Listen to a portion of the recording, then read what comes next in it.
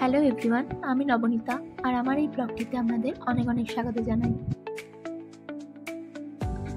চেন্নাইয়ে বিগত 8-9 বছর ধরে থাকার সুবাদে এটা আমি বলতেই পারি যে চেন্নাই থেকে ওয়ান ডে ট্রিপ বা সবথেকে কাছের ডেস্টিনেশন যেটা সকলের আগে মনে পড়ে সেটা হলো মহাবালিপুরম। আর তাই চেন্নাইয়ে দীর্ঘদিন থাকার সুবাদে আমরা কিন্তু মহাবালিপুরম বেশ কয়েকবার চলে এসেছি। কিন্তু এবার এসেছিলাম আমি আমার বোনদের সাথে। বোনটা যেহেতু কিছুদিনের জন্য চেন্নাই এসেছিল, তার জন্যই হঠাৎ করেই আমরা উইকেন্ডে চলে এলাম মহাবালিপুরম। আর মহাবালিপুরমে আমাদের প্রথম ডেস্টিনেশন হলো শোর টেম্পল। তো বে অফ বেঙ্গলের তীরে অবস্থিত এই শোর টেম্পলটি চেন্নাই থেকে মাত্র 60 কিলোমিটার দূরে মহাবালিপুরমে আছে। আর খ্রিস্টীয় 8ম শতাব্দীতে তৈরি এই মন্দিরটি পুরোটাই কিন্তু গ্রানাইট পাথর কেটে তৈরি করা হয়েছে।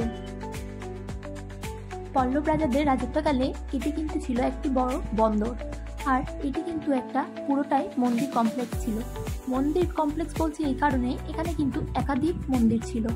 2004 সালে সুনামির সময় বাকি মন্দিরগুলি সমুদ্রের তলায় চলে গেলেও এই একমাত্র শিব মন্দিরটি বেঁচে যায়। তো তারপর থেকেই এটি কিন্তু মহাবালিপুরমের অন্যতম দর্শনীয় স্থান হয়ে উঠেছে। আর এটাও বলা হয় যে যতক্ষণ না আপনি মহাবালিপুরমের শোর টেম্পল দর্শন করছেন ততক্ষণ আপনার পুরো চেন্নাইয়ের ট্যুর নাকি কমপ্লিট হয় না।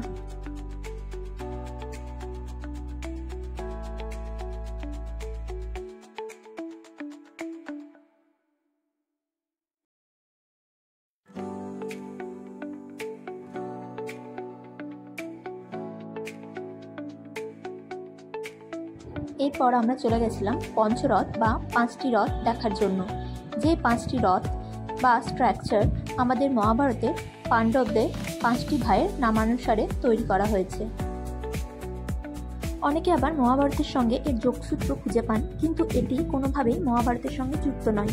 এই 5টি রথ কিন্তু পল্লব রাজাদের রাজত্বকালেই তৈরি করা হয়েছিল এবং বলা হয় এগুলি তৈরি করার পর পাণ্ডবদের নামানুসারে এবং দ্রৌপদীর নামানুসারে নামাঙ্কিত করা হয়েছিল। তো এখানে যে 5টি রথ আছে সেগুলির নাম যথাক্রমে যুধিষ্ঠির রথা, ভীমা রথা, অর্জুনা রথা, নকুল এবং সহদেব রথা এবং দ্রৌপদী রথা। আর এখানে প্রত্যেকটি রথ কিন্তু একে অন্যের থেকে সম্পূর্ণরূপে আলাদা, সেটি কাঠামোগত দিক থেকেই হোক বা দেখার দিক থেকেই হোক। তো এখানে যে যুধিষ্ঠিরের রথটি আছে সেটি বিখ্যাত হলো সবচেয়ে দীর্ঘতম আর জটিল রথ হিসেবে। আর যে নকুল আর সহদেবের রথটি আছে তার কিন্তু ফ্লোর গঠনের জন্য সেটি বিখ্যাত।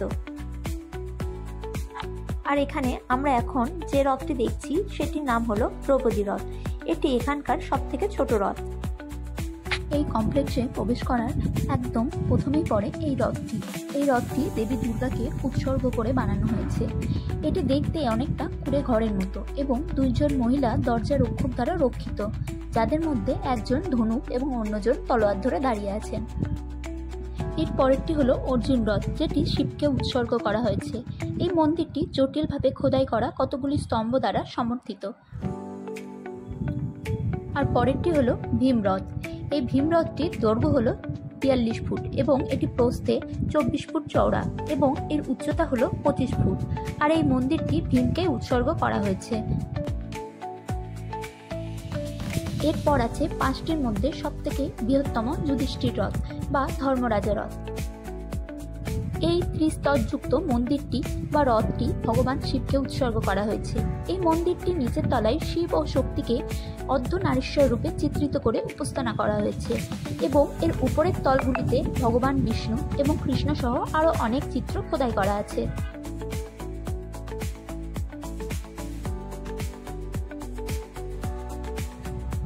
আর এটি হলো মন্দিরগুলির পেছনের দিকটি।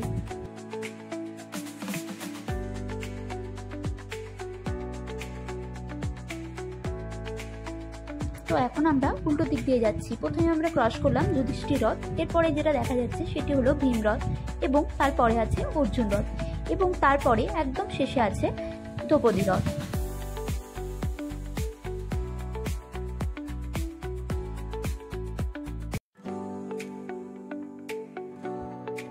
আর এই যে সামনে হাতের মূর্তিটি দেখছেন তার পাশে যে রথটি আছে সেটি হলো সর্বশেষ যে রথটি, নকুল এবং সহদেব রথ, যেটি অর্জুন রথের একদম মুখোমুখি অবস্থিত এবং এটি দেবতা ইন্দ্রকে উৎসর্গ করা হয়েছে।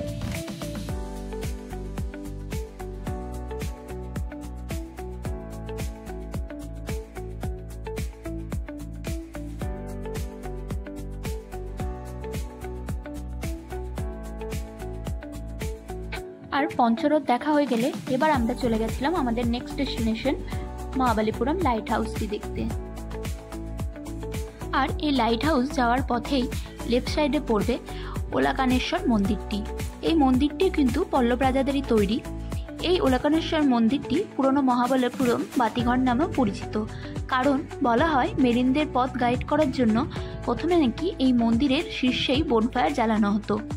এই মন্দিরটি মহিষাসুরমর্দিনী গুহার উপর অবস্থিত। সেই গুহাটি আমি আপনাদেরকে পরে দেখাচ্ছি, তার আগে চলুন এর উপর থেকে ঘুরে আসি।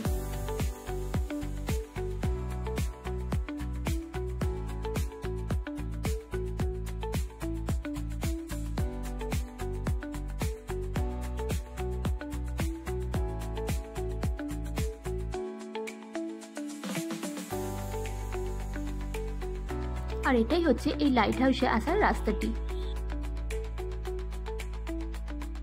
আর আপনাদেরকে আগেই বললাম এই ওলাকানেশ্বর মন্দিরটি যে গুহার উপর অবস্থিত সেই গুহাটির নাম হলো মহিষাসুরমর্দিনী গুহা।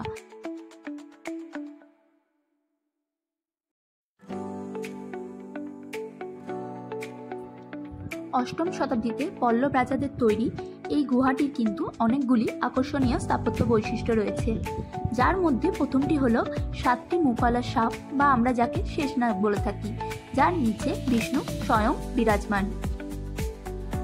এবং দ্বিতীয়টি হলো দেবী দুর্গার মূর্তি, যেটি এই গুহায় প্রবেশ করার সঙ্গে সঙ্গে আপনারা দেখতে পেয়েছিলেন।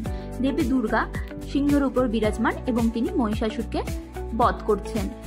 এবং তৃতীয়টি হলো শিবের একটি সুন্দর ভাস্কর্য।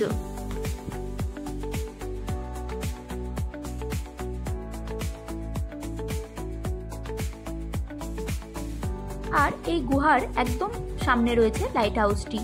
যদিও আমরা সেদিন লাইট হাউসের উপরে যাইনি, এই লাইট হাউসের উপরে কিন্তু যাওয়ার জন্য সিঁড়ি করা আছে, কিন্তু আমাদের সাথে যেহেতু দুটো বাচ্চা ছিল তাই আমরা সেদিন এই লাইট হাউসে যাওয়াটা অ্যাভয়েডই করেছিলাম।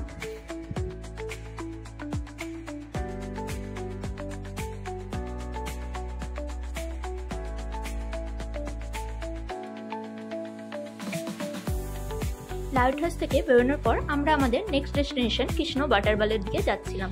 রাস্তায় পড়েছিল আমাদের এই কেভটি। এই কেভটির নাম আমি ঠিকঠাক জানি না, তবে এই কেভটিও খুব সুন্দরভাবে তৈরি করা হয়েছিল সেই সময়।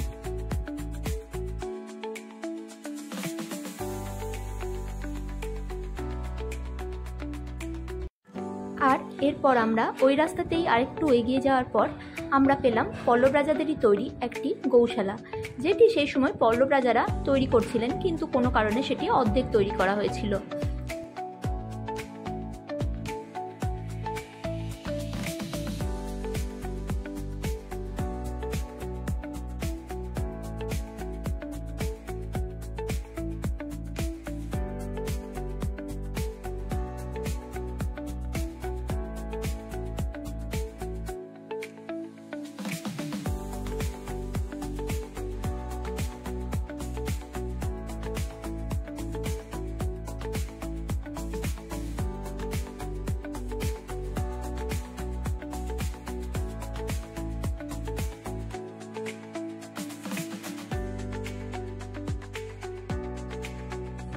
কৃষ্ণ ওয়াটারফলের প্রায় কাছেই আছে এই বারাহা টেম্পলটি।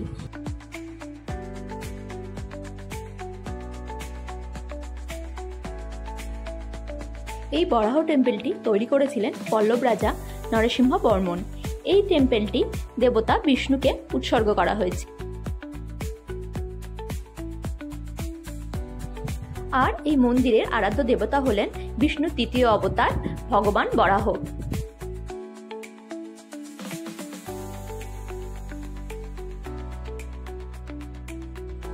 আরও কিছু দূর চলে আসার পর আমরা পেয়েছিলাম এই ছোট্ট মতো মন্দিরটি, কিন্তু এই মুহূর্তে এই মন্দিরটির নাম আমার আর মনে পড়ছে না। অনেকে এখানে দাঁড়িয়ে পুজোও দিচ্ছিলেন।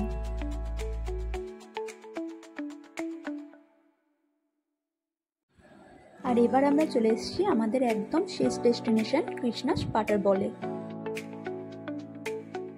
তো মাখনের বলের মতো দেখতে এই পাথরটি এর জন্য বিখ্যাত যে এটি দীর্ঘ সময় ধরে এই পাহাড়ের উপরেই অবস্থান করছে। আর অনেকটা ঢালু থাকা সত্ত্বেও এই পাথর কিন্তু কোনোদিনই নিজের স্থান থেকে সরে যায়নি। এটির বয়স আনুমানিক 1200 বছর মতো।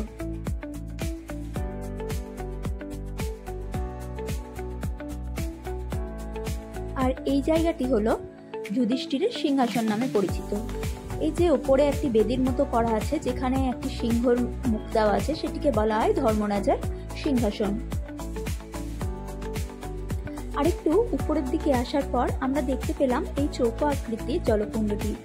বৃষ্টির কারণে সেই সময় কিন্তু এর মধ্যে জল ভর্তিই ছিল। জানি না কি কারণে এখানে এই কুণ্ডটি বানানো হয়েছিল। আরেকটু আসার পর আমরা পেলাম এই জায়গাটি, যেটাকে বলা হয় দ্রৌপদীর স্নানাগার।